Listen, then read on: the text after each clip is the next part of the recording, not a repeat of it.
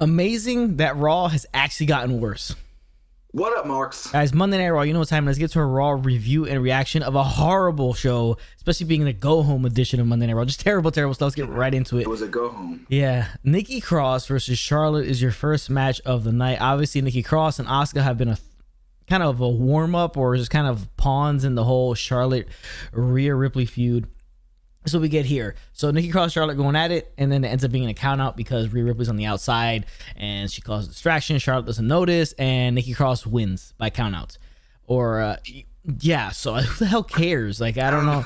And then Charlotte beats her down afterwards, and that's it. Like, it just none of this adds to anything. It's not an interesting storyline. It's a terrible first feud with Rhea and Charlotte, which should be so much better, but we keep throwing in like little, you know, just little pieces here for no apparent reason. Just keep the girls cutting promos or causing, you know, each other trouble. It's a mess. They're just throwing Nikki Cross in for no reason. They're throwing Asuka in for no apparent reason. It's not helping anybody. It's a shit show. It's a straight shit show. It's bad stuff, and then, you know, Ripley comes in and saves Crosses with the Riptide, so we'll see more of this later on, but it's a bad start to the show. Then we get Jeff Hardy versus John Morrison. Random match. They've been, you know, beefing with each other for 15 years, right? They have the match. Johnny Drip Drip gets the win, and then Alexander comes out for some reason. Cedric Alexander, remember, he lost to Jeff Hardy last week. Cedric Alexander comes out, challenges Jeff Hardy, and Jeff Hardy says he put his career on the line against... Because why? Because why? I don't know. I don't know. And then he beats Alexander. So, okay, what was the point of him putting his career on the line? What's the point of having Morrison win and beat Hardy, and then Hardy immediately face Alexander and win and beat Alexander, and then why break up the hurt business if you didn't know what the hell you were going to do with these guys to begin with? No, and all you did was murder Cedric Alexander because he lost last week to an old man. He literally said, I need to put you in retirement because you're old. He just lost a match to Morrison. He should be weakened, and his power bar should be all the way to almost zero. He goes in there and loses the match. So, like, what exactly did you do? You just buried Cedric Alexander for what apparent reason? To what? To grow Jeff Hardy, who's already a name and already established and already a Hall of Famer and doesn't need any more, you know, positivity his way. We know what he is, and Cedric Alexander just gets shitted on for no apparent reason. It just, what's the point of this booking? It makes no sense. It makes absolutely no sense. Raw is off to an even horrible start than you would normally think it would be. Next in the show is the debut of Eva Marie. She's supposed to be taking on Naomi. Now Naomi makes her way to the ring. Here comes Eva Marie. She's accompanied by Piper Niven of NXT UK. There she is. This is what the world is watching. I've seen you excited, Corey. I have never seen you. Eva Marie is dressed like she's going to wrestle, but Piper Niven takes her spot, gets in the ring, and beats. She beats Naomi, and then that's it. I mean, you know, it kind of was what it was. I mean, you're expecting something different. I don't know why they would put Niven with her, but I guess if you get Niven out there, she'll see more of her. Maybe you can get something out of Niven and Naomi, I guess. It sucks for Naomi. She's no longer with Lana, so at least maybe this will get her a bit of TV time. But yeah, so far not a great start to Eva Marie. And why debut Eva Marie on the go home if she's probably not going to be involved in Hell in a Cell? This made no sense. I would wait till the crowd was in. Maybe that'd be interesting. I don't know what they're trying to like get her ready for the crowd, but if she's not gonna have a match, then what's really the point of bringing her in? It's kind of like going back to when we last saw her, where she just kept finding ways to not have a match. But that was more entertaining. That was more entertaining than this. I mean, no respect to Piper Niven, but like who? And then you've been building Eva Marie as this evolution and this whole thing, and this is what it ends up being. You just kind of come out. This is almost as bad as when Tenelle Dashwood came back. Remember that crazy thing that she just walked down the walk back in? It's almost as bad as that because this had no pop, no nothing. Either bring her out a Hell in a Cell or bring her next Monday, or when they're the first crowd, you know, the first time in front of a crowd would be nice. But I don't know. This wasn't. It was just it felt really flat. It was just all this build for really nothing. So I assume that the character might be she comes out to do matches and Niven just takes the match from her and does it for her. I don't know. That makes no sense, but we'll see how the gimmick progresses. Not a good start though, and a weird time to do it the go home edition. Next thing they show is the only bright spot of Monday Night Raw was the New Day versus RKBro. RKBro get the win, but it was a really good match. Now these two teams really work well together. I like RKBro. I can see them win the tag team titles and getting a big match up coming soon. But yeah, this is the only bright spot of the night. A very, very good match between the two teams of New Day and RKBro. Really enjoyed it. Really well done. Riddle and Orton they get the win, and it's a good combo, man. It's like we've been saying it for a few weeks now since it started. It's a fun little concept to have these two together, and the ridiculousness of Riddle with the straight lace style of Orton. It's a good mix. It's a good odd couple.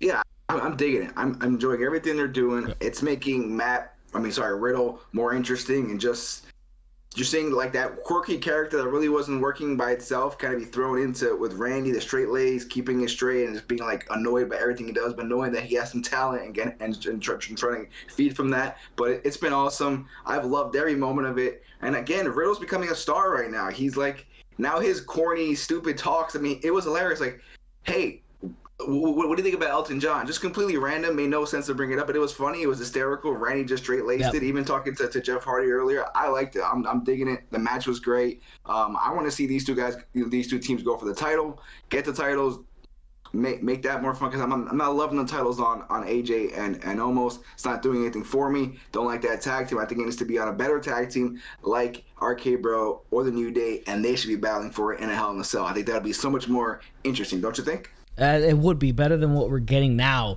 But Riddle style, I mean, the stuff the ridiculous stuff he's been doing previously, it works better contextually with Orton. It's like playing off somebody. Yeah, it plays better rather than him just saying all this ridiculous, corny stuff backstage by himself. Yeah. Next of the show, Asuka versus Rhea Ripley, right? Because we got to run these matches back and just intertwine these four women just nonstop. Yep. As two of them are just pawns in the storyline of Charlotte and Rhea Ripley. It's a solid matchup. It really is. Ripley gets the win, and afterwards Charlotte comes out and just straight brawls with Rhea Ripley nonstop. You get a Shane Helms appearance because he's out there trying to break it up. Yeah, but and Davari was there too. I'm not a huge fan of this. I don't really care about it, and I don't see it as to why it needs to be. It's not even to the point where it seems like it's that heated where you have to have this brawl. But I mean, a good pull apart is all cool, but it sucks for Asuka as well. She was just recently World Women's Champion for a while, and now she's just kind of there as a warm-up to Ripley for Charlotte just to get to this point. So it is what it is. Yeah, like you said, there's just not enough heat in this feud right now for them to have a break apart. It hasn't been exciting. It hasn't been that much of a blood feud to begin with. They've been playing around with other wrestlers, and they've been playing more with Asuka and Nikki Cross. They've been with each other. So really, what's the point of this whole breakup and this whole? I mean, it was cool. It was fun. I'm not saying it wasn't like interesting, but just like it doesn't make much sense because it's not there for that. This isn't Taker and Brock beating the shit out of each other. You know what I'm saying? We're like, that was like years of a built-up feud, and this is like been a terrible build and not that interesting and just felt completely flat for the last month, and now they're just going to do this, and it sucks because I would have loved this match deserves to be better. Even last year's WrestleMania where it was her and Rhea, was Charlotte and Rhea, that was a more interesting build than this, and that match felt like something. This doesn't feel like anything. It's just feeling flat. It really is, and yeah, it doesn't warrant the whole break apart, pull apart type of thing. No. And the whole beef is like, oh, you had me lose Nikki Cross I couldn't beat her in 2. I mean, shit on Nikki Cross any more than that, I guess, right? That's the whole. I know, it's like the feud feels to be mostly about that. But the next thing on the show was Alexa Bliss versus Nia Jax. Nia Jax obviously upset for the stuff that transpired last week with Shayna Baszler and Alexa Bliss. She challenges Bliss to this match. Bliss obliges. Bliss doing her best Undertaker impression some parts of this matchup. Whatever. She's gonna hit the Twisted Bliss on Nia Jax, but Reginald comes in, pulls her off of Jax, and causes a DQ finish. And then she stares at Reginald and kind of does the head tilt, the cane tilt like this back and forth. And Reginald is doing the same thing back. And then Reginald is hypnotized. Back, and then here comes Nia Jax. She kind of breaks the trance and then disappears, and that's it. Yeah, I mean, it was what it was. I mean, any more time you see Reg, we always got to see more Reg for whatever reason, but Reg is here, and Reg is here to stay, I'm guessing. But yeah, this it was better than last week's ending to Raw. I'll give him that. I still don't know where exactly this Alexa Bliss stuff is going. Yeah. It doesn't really have a clear direction or what it's supposed to be. I'm still waiting for that. Maybe at Hell in a Cell we'll see it. Maybe after Hell in a Cell. Maybe at SummerSlam. Maybe at next year's WrestleMania. Who knows when we'll get to see it. But where is this all going? It's kind of getting a little bit frustrating in the fact that we don't know. We can't really see where it's going, and it's not that interesting right now to really be excited about it. So I don't know. I wish there was a direction. You know, like where are we going? Yeah, and then we'll see what happens with Shayna Baszler going forward. What transpired after the cameras went off with Lily in her in that dressing room she was in. We'll see. A lot of unanswered questions. Maybe we get some answers at Hell in a Cell, but probably not. Those should probably just leave it for next Monday's Raw and just kind of go from there. Next thing they show is Elias versus Jackson Ryker. The same match from last week with the same finish from last week. A no finish. What the hell's the point? What does it accomplish? Absolutely nothing. But that's what we got 2 weeks in a row. I can see future endeavors in these guys' futures pretty soon. Pretty much, yeah. If you haven't check out my Elias has been wasted by WWE video. It has its own playlist of wasted guys, so you just go check that one out if you want to get more in depth on that. You might have to redo that. Just add this whole terrible. I have to add the last 4 or 5 months to that video and just redo it. Yeah, because it's just been more and more wasted guys there. All right, so the next thing I show is supposed to be Drew McIntyre versus AJ Styles, and that match happens. Right, and it's a really good match between the two because obviously it's AJ Styles. You know, what do you expect? But then here comes Lashley. He comes out, causes disqualification. Then it leads up, and then here comes the Viking Raiders as well. Then we end up getting a 6-man tag: Viking Raiders, Drew McIntyre versus AJ, Omos, and Bobby Lashley. And we get Omos actually getting in the ring with Drew McIntyre for a little bit, and he would choke Drew McIntyre. Drew McIntyre would kind of fend him off a little bit, but you're kind of seeing that how they feel about Omos against a number one guy like Drew McIntyre. He can stand up to him. So we'll see what that leads to later on in the next coming months to a year when it comes to Omos. But he gets 6-man tag in the end. McIntyre hits the Claymore kick on Bobby Lashley, gets the win. So, that means he's losing a Hell in a Cell. I don't think he meant to. Oh, Claymore! He caught him right on the chin for the cover! And he pins him! Yes, he is. This was a long segment. It was like probably the last half hour of Raw was just Drew, AJ, Lashley, and then the Ryker match came in. It was kind of a hodgepodge. This just felt like we don't have anything else. We're just going to have to kill this last half hour with something, and we're going to throw this in there. Does it get me more excited for Hell in a Cell? No, not at all. Not really. Don't even care. But yeah, I don't see Bobby Lashley dropping it, especially with the way it ended. We'll see what happens, but I didn't dig this last segment. I just felt like we needed something to fill the last half hour, and I get it. You got to do what you got to do.